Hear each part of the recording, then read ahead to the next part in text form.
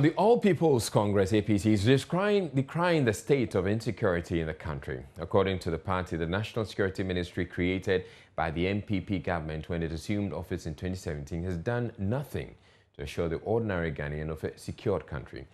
There have been 3 bullion van attacks in this month of June alone, with several isolated situations of crime. Addressing the media earlier on topical issues in the country, founder of the party, Hassan Ayariga, asked government to immediately stamp its authority and ensure that the citizenry feel secured. For the first time in our history, we have a ministry responsible for national security that does not live up to the expectation of providing our security. The situation at its worst state, as I speak now, armed robbers are now attacking at public places in broad daylight. Mobile money operators are being killed on a daily basis. Traders and businessmen are not safe. Police officials themselves are killed like never before. In all this, no person or appointee of the government takes responsibility for the fear and panic Ghanaians are in now.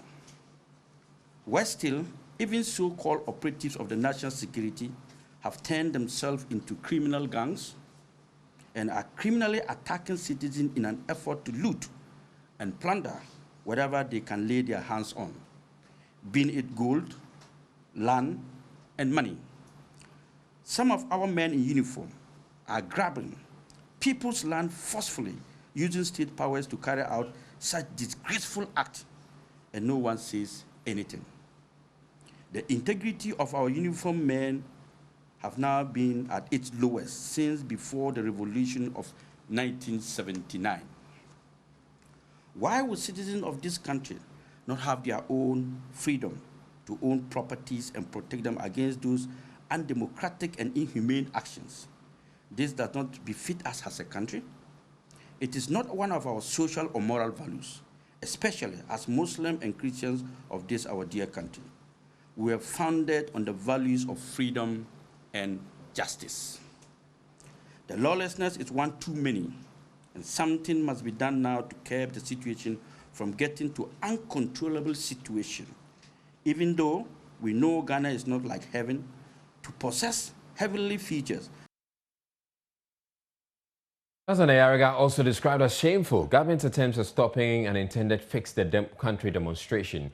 According to him, what is more shocking is the fact that all these attempts to abuse citizens' constitutional rights to protest is happening under President Akufo-Addo, who is acclaimed for his human rights credentials. He noted that government cannot say it is banning protests due to COVID-19 when its officials are attending funerals and other events that breach the same COVID-19 preventive protocols.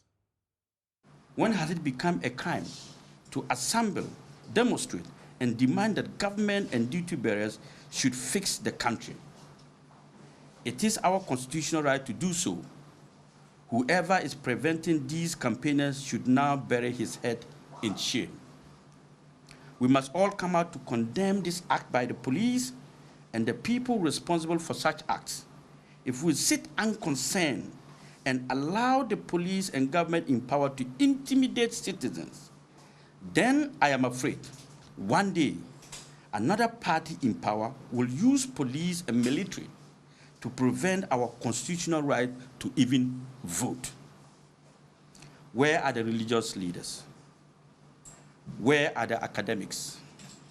Where are the chiefs? Where are the political parties and the stakeholders? Why would a president who swore an oath to protect and defend the constitution of the country refuse these peaceful demonstrators the opportunity to exercise their constitutional right?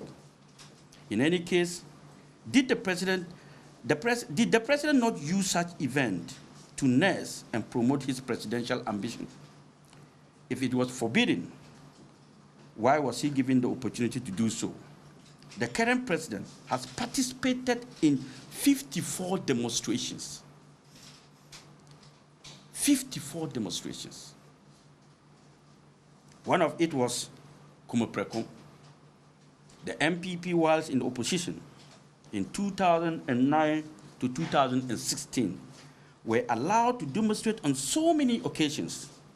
Why are they preventing citizens who voted them to power from exercising their civic right of holding government to their stewardship? Ladies and gentlemen, it is even funny and scary to use COVID-19 restriction as a means of forcefully preventing them from demonstrating, when this same government held rallies and campaigns without honoring any of their own directives and COVID-19 protocols. There are several instances where government brazenly defied their own rules, and one of such is Sir John, may his soul rest in peace, burial day. Well, Ayariga says the judgment that government will pay to GPGC for terminating its contract is as a result of negligence, and insists Ghana's current debt level is not sustainable. The recent judgment debt is an indication of how rotten and porous our system is. How can we sit and delay in representing the state at the court in England and lose a case against GPGC and awarded a judgment debt of $170 million US?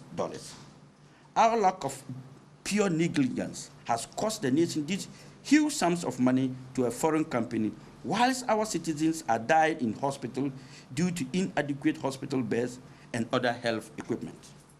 What is even sad in all this is the fact that Ghana is now going to pay a whopping $170 million US just as judgment debt to a private company for a deal that would have cost the nation only $99.6 million over the full 4 years duration of the agreement.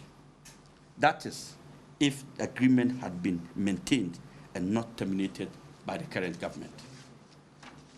Ladies and gentlemen, our country debts are at the highest peak, and one would wonder how we got there. We can't continue borrowing when we can manage our country without borrowing. Enough of policies and laws that do not inure to the benefit of any person. Our debt stock is 78% of our GDP. We have borrowed so much, and yet we don't have good roads. We don't even have enough hospitals. We are still struggling to build schools. We are struggling to build markets